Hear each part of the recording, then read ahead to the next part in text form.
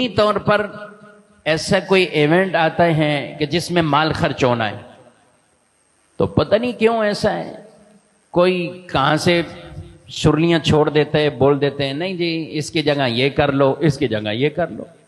और भाई जो दीनी मसाइल और अहकामात हैं उनमें छेड़छाड़ क्यों करते हो? और क्या मौके कम हैं? सदकात करवाएं, गरीबों की मदद करवाएं, किसने मना किया?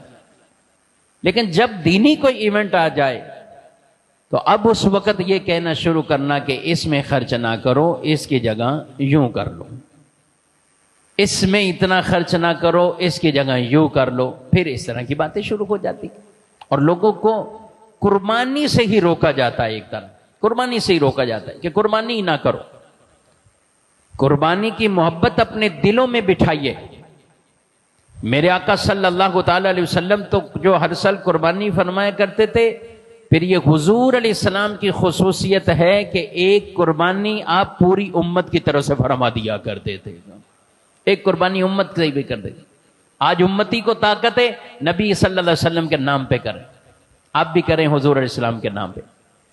तो कुर्बानी हो या हज हो, अब देखें एक खास तबका होता है जो खास इश्यूज पर लोगों को बदजन कर रहा होता है और दीनी मामला से बदजन कर रहा होता है। अच्छा, जो दीन से पहले से इतने मुताल्लिक होते हैं उनको असर नहीं पड़ता, लेकिन नौजवान बच्चियों को, ऐसी नस्लों को, हाँ यार ये बात सही है, लॉजिकल सही है, ये होना चाहिए। अच्छा, आज आप ये माने, कल को आपकी ये हज भी माइनस करा देंगे, आपके मस्जिद मदरसे बनाना भी माइनस करा देंगे, आपके ये तो खास काम ही उसी पर कर रहे हैं कि मुसलमानों को दीनी चीजों से किसी तरह दूर कर दिया जाए, क्योंकि ये काम आम मुसलमानों के खर्च से होते हैं।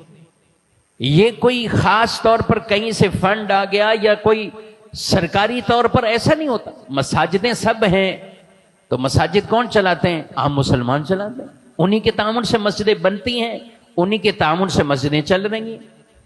तो जब उन्हीं के दिलों में डाला जाएगा कि मस्जिदें माइनस कर दो, उन्हीं के दिलों में डाला जाए कि ये काम माइनस कर दो, उन्हीं के दिलों में डाला जाए हज ये माइनस कर दो, उन्हीं के दिलों में डाला जाए कुर्बानियां माइनस कर दो, तो फिर आपने अपना पैसा खर्च कहां करना है वो आप बता दीजिएगा।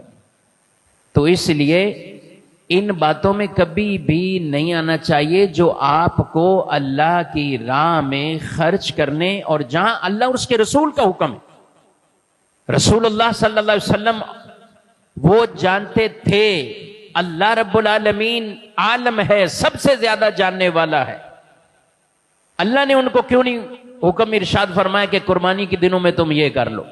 हालांकि अल्लाह ने तो फरमाया फसल्लि लिरब्बिका वनहर, अपने रब के लिए नमाज पढ़ और कुर्बानी कर। कुरान में वाज़ेह तौर पर यह अल्लाह ने तो यह फरमाया है, हर उम्मत के लिए हमने कुर्बानी को रखा है। जो हमने उन्हें रिस्क दिया जानवरों में से, अल्लाह का नाम ले ज़बह करे।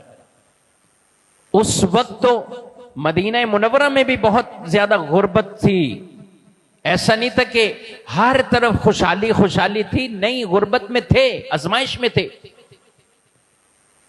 मगर ये नहीं फरमाया कुर्बानियां ही माइनस कर दो, ये नहीं फरमाया। हाँ, एक साल ये हुजूर इस्लाम ने जरूर फरमाया, कुर्बानियां कम थी, हालात कुछ ऐसे थे, फरमाया कुर्बानी का गोश्त 3 दिन से ज्यादा न रखना, सदका करो, यानी लोगों को बांट दो, तकसीम करो।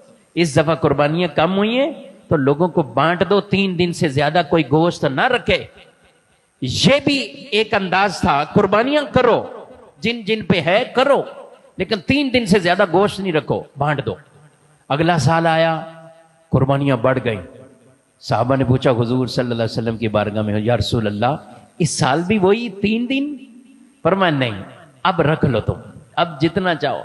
गरीबों में बांटना है तो बांटो, रिश्तेदारों में दो, जिधर भी देना है, खुद रखना चाहो तो रख लो, जितना अरसा रखना चाहो तो रख लो।